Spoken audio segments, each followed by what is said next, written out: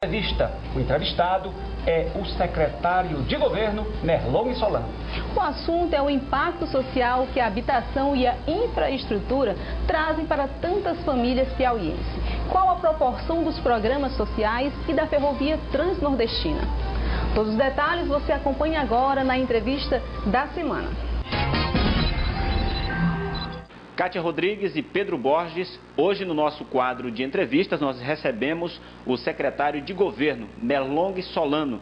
Nós vamos falar aqui um pouco sobre habitação e também sobre esta obra importante que passa pelo estado do Piauí, que é a Transnordestina. Secretário, inclusive, esta obra e também obras no campo habitacional, vocês tiveram que retomar algumas obras, dentre elas, nesses campos aí. De que maneira vamos, inclusive, colocando já sob o ponto de vista habitacional, como está sendo esse processo de entrega? Inclusive, fiquei sabendo que essa semana já foram entregues mais 122 unidades lá no Jacinto Andrade. É verdade, já no Jacinto Andrade, este ano tivemos a oportunidade de entregar em várias etapas habitações, cumprindo assim a meta que é de entregar a habitação. Essa questão de obras paralisadas é um problema que nós enfrentamos em todas as áreas, né? Tanto na área de educação, como de infraestrutura de estradas, como de saúde, como de habitação.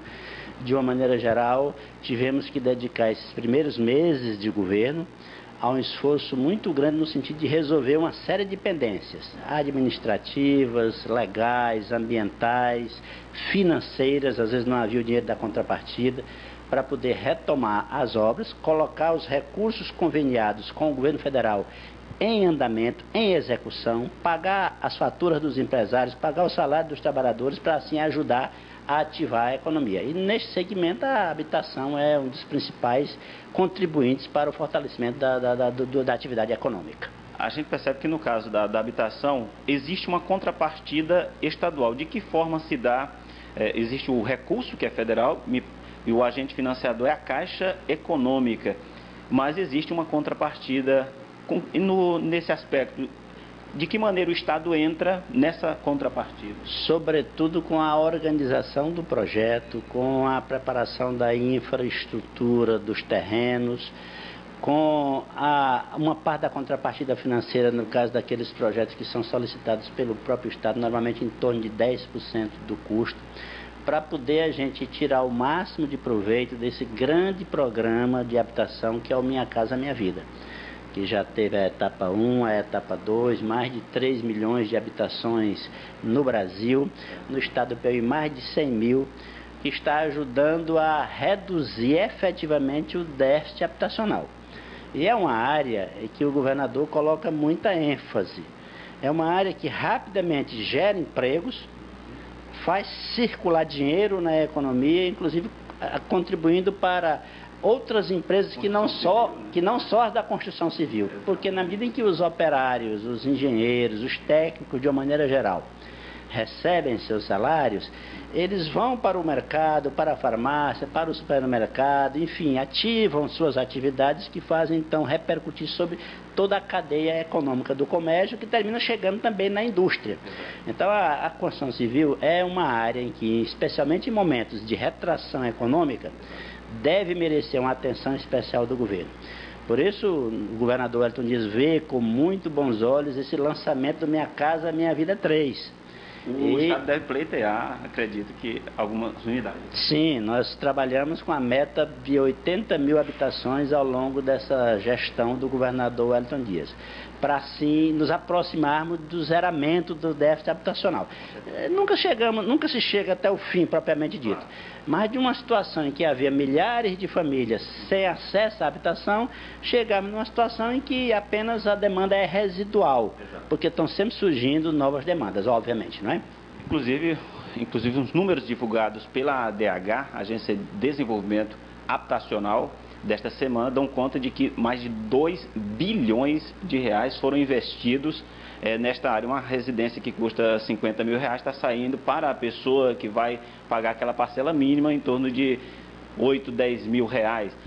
Neste caso é importante que a gente ressalte, eu gostaria que o senhor fizesse isso, as pessoas não podem vender essa casa. É verdade, de maneira nenhuma. É um esforço muito grande que o governo federal, junto com o governo do estado e também as prefeituras que participam do programa, fazem, retirando dinheiro do contribuinte para alavancar esse processo de construção de casas altamente subsidiadas.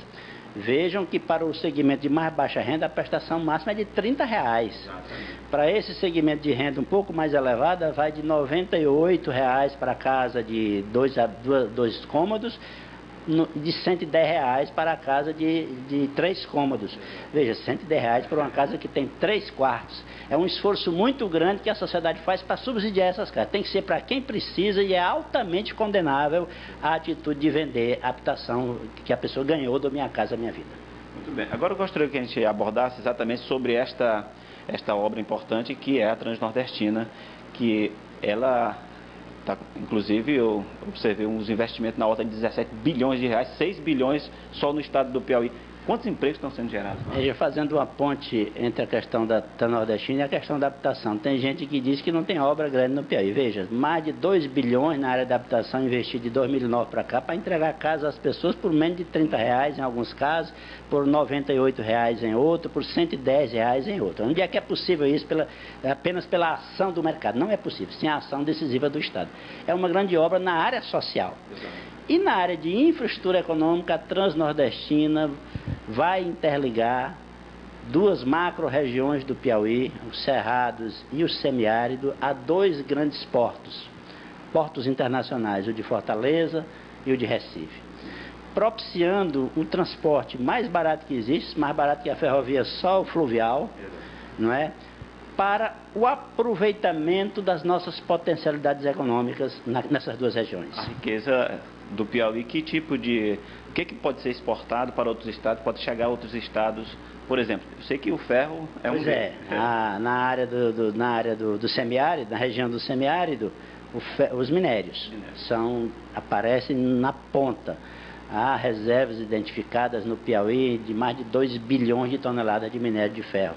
E a possibilidade da exploração depende de um transporte em larga escala por um preço compatível com o mercado internacional. A ferrovia traz isso. De outro lado, nos Cerrados, há a enorme potencialidade de ter a combinação entre rodovias e uma ferrovia com o desenvolvimento da produção graneleira de grãos, soja, milho, etc. A tendência é de termos a atração de agroindústrias para a região dos Cerrados, para que a gente transforme essa nossa matéria-prima em produtos acabados. Por exemplo, o frango. O frango ele é 80% soja e milho. Nós temos os 2 produtos em abundância nos Cerrados do Piauí. Com o transporte de massa, de larga escala e a preço baixo como a ferrovia, não tenho dúvida em afirmar que nós teremos uma explosão do desenvolvimento agroindustrial que agrega valor dentro do Piauí, que gera mais emprego dentro do Piauí e mais renda para os piauienses. Gostaríamos de agradecer ao Julima Silva e ao secretário Merlong Solano. Acompanhe daqui a pouco. Nossa reportagem foi até Caxias, no